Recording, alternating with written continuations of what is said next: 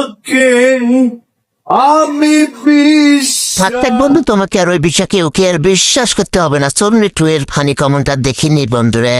এটা দিয়ে কি করবে কেউ জানো?